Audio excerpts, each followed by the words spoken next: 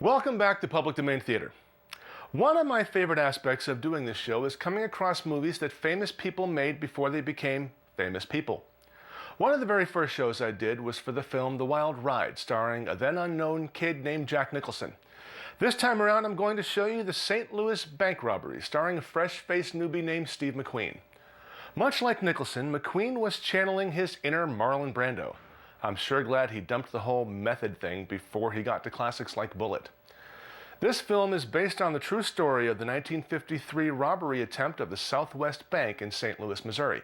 In fact, many of the police officers, bank employees, and customers are portrayed by the people who were actually there during the real robbery.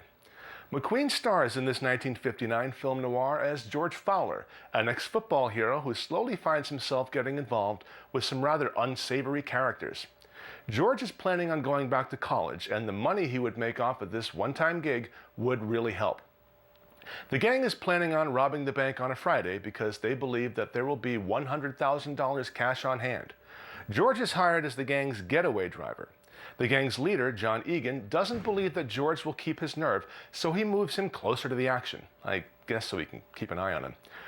But do things go as planned? Will loyalties be broken? And will anyone speak to the chemistry and tension between several of the male criminals? I'll let you discover the answers for yourself. Charles Guggenheim, one of the film's two directors, only made one other drama, 1961's The Fisherman and His Soul, before turning his talents and camera toward feature-length and short-subject documentaries. While watching the St. Louis Bank Robbery, you may notice the documentary-like feel he adds. He was nominated for 9 Academy Awards and won 3 for Robert Kennedy Remembered in 1969, the Jonestown Flood in 1990, and A Time for Justice in 1994. As they say, the apple doesn't fall far from the tree. After directing the rightfully forgotten thriller Gossip in 2000, his son, Davis Guggenheim, also became an Oscar-winning documentarian for his film An Inconvenient Truth. The film's other director was John Stix, who directed 1 TV movie, The Master Builder, and 1 episode each of Play of the Week and American Playhouse. I can only assume that he seethed in a jealous rage over Guggenheim's success until he eventually fell off the face of the earth in 1983. Get your popcorn and your soda, make note of the nearest emergency exit, and switch off your cell phone or pager. Public Domain Theater is proud to present Steve McQueen, starring in The St. Louis Bank Robbery. It was really nice of the filmmakers to thank all of the police who took the time away from their day jobs to play themselves in this reenactment. You know who also thanked the police? Every criminal in two-bit hood in Missouri, that's who. I'll bet a lot of hubcaps were stolen, candy stores were robbed, and cars taken for joyrides then, huh? Why didn't they just use the real crooks, too? At least the cops could have kept an eye on them. When Steve McQueen made the St. Louis Bank Robbery, he was just 1 year away from hitting pay dirt with The Magnificent Seven.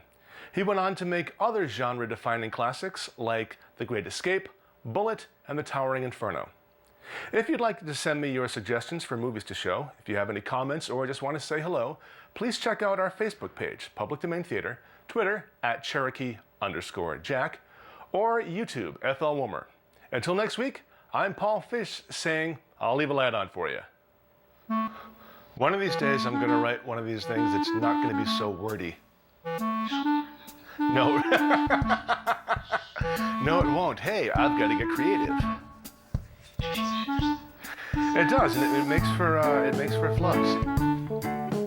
Which, as my wife has said, the stuff I air over the end credits, you know, the mistakes, is the best part of the show.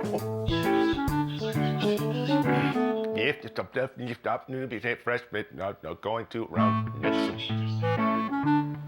If I just ran it backwards, how about this? If I had the tension between several of the male strippers.